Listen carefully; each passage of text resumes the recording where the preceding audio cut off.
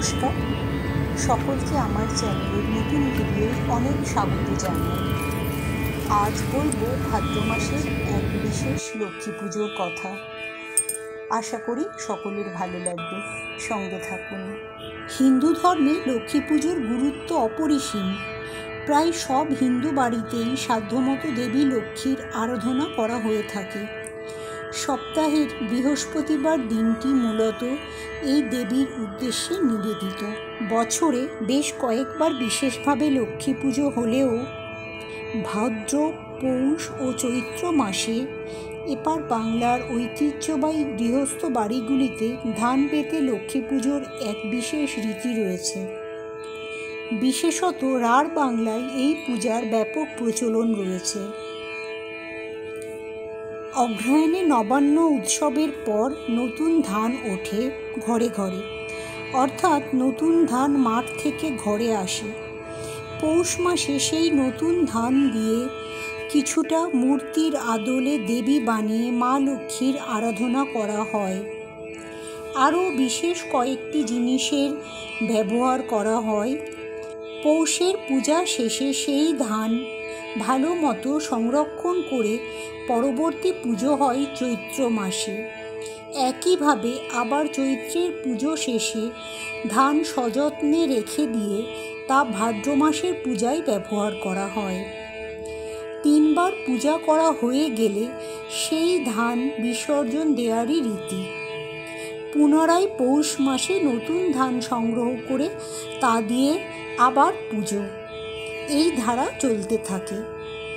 এই মাসগুলিতে অর্থাৎ ভাদ্র, পৌষ ও চৈত্র মাসের শুক্লপক্ষের বৃহস্পতিবার এই বিশেষ পুজো হয়ে থাকে। পঞ্জিকাতে এই পূজা মাসে 2 বা ততোধিক বৃহস্পতিবারে থাকতে পারে, তবে কোনোটিতে তিথি দোষও থাকে। দোষবিহীন বা দোষমুক্ত দিনেই পুজো করা অতীব শুভ বলে মনে করা হয়। তবে বিশেষ অসুবিধে থাকলে মন্ত্র ও উপচার দ্বারা দোষ কাটিয়েও পুজো করা যায়। এই বিশেষ লক্ষ্মী পুজোয় কোনো মূর্তি বা পট লাগে না। ধান দিয়েই দেবীকে স্থাপন ও প্রতিষ্ঠা করে পুজো করা হয়। প্রথমে একটি কাঠের চৌকিতে আলপনা দিয়ে তার উপর একটি পরিষ্কার লাল কাপড় পেতে নেওয়া হয়। এরপর তার উপর ধান দেওয়া হয়।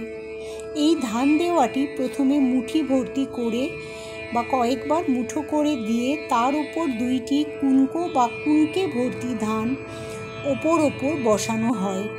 অর্থাৎ একটি বড় কুনকো ভর্তি করে ধান দিয়ে তার উপর একটি ছোট কুনকো ভর্তি ধান বসাতে হয়। এইভাবে রাখার পর ওপরের কুনকোর ওপর গোটা সুপুরি, কড়ি ইত্যাদি দেওয়া হয়। নিচের কুনকোর মধ্যেও কড়ি দেওয়া হয়। এইবার একটি লাল চেলি বা ছোট ওড়না দিয়ে কুনকোগুলি কিছুটা ঘোমটার মতো করে ঢাকা দেওয়া হয়। এরকম দেবী রূপ গড়নের পর গলায় হার বা মালা ও মাথায় টিকলি বা সিথার গহনা পরিয়ে দেবীকে সাজানো হয়। কুনকোর চারপাশে যেসব ধান দেওয়া হয় তার উপর মা লক্ষ্মীর বাহন পেঁচা 2 পাশে 2টি দিতে হয়। দুপাশে 2টি গাছকৌটোও দিতে হয়। এছাড়া ছোট ছোট শঙ্খ, কড়ি, সুপুরি, হরিতকি, ধান ও যবের শীষ এসবও দেওয়া হয়। কয়েকটি মুদ্রা অর্থাৎ টাকার কয়েনও দিতে হয়। দেবীর সামনে গোটা পান, কলা, সুপুরি সহযোগে রাখতে হয়। এইভাবেই দেবী ও তার চারপাশ সাজানো হয়। পুরোহিত দ্বারা এই পূজা করানো হয়। পুরোহিতের আনীত নারায়ণ শিলাকে অভিষেক স্নানের পর মা লক্ষ্মীর পাশে স্থাপন করা হয়। এরপর পুরোহিত নির্দিষ্ট নিয়ম নীতি মেনে অর্থাৎ আচমন, বিষ্ণু স্মরণ, আসন শুদ্ধি, মন্ত্র শুদ্ধি এইসব নিয়মের মাধ্যমে পূজার প্রতিটি ধাপ সম্পন্ন করেন। তারপর লক্ষ্মীর ব্রতকথা পাঠ করা হয়। পূজা শেষে আরতি ও পুষ্পাঞ্জলি দেওয়ার রীতি। পুষ্পাঞ্জলি সম্পন্ন হলে শান্তির জল দেওয়া হয়। চরণামৃত ও প্রসাদ গ্রহণ করা রীতি এরপর।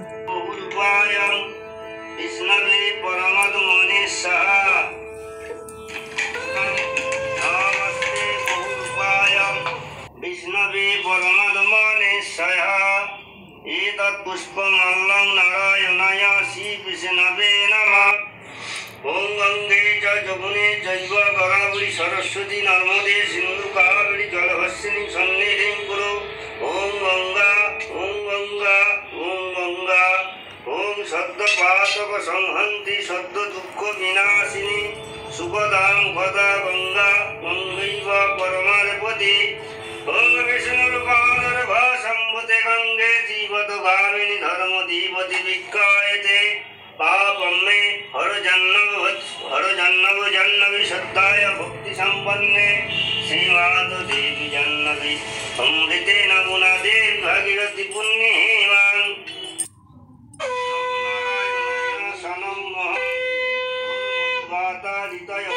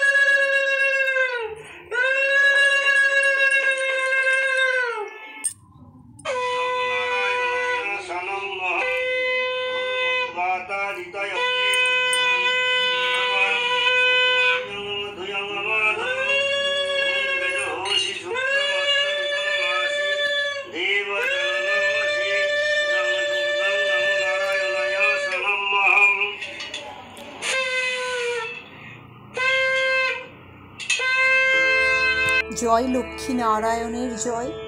জয় মা লক্ষ্মী। মা লক্ষ্মীর কৃপায় সকলে ভালো থাকবেন। আজ এখানে শেষ করছি। ধন্যবাদ।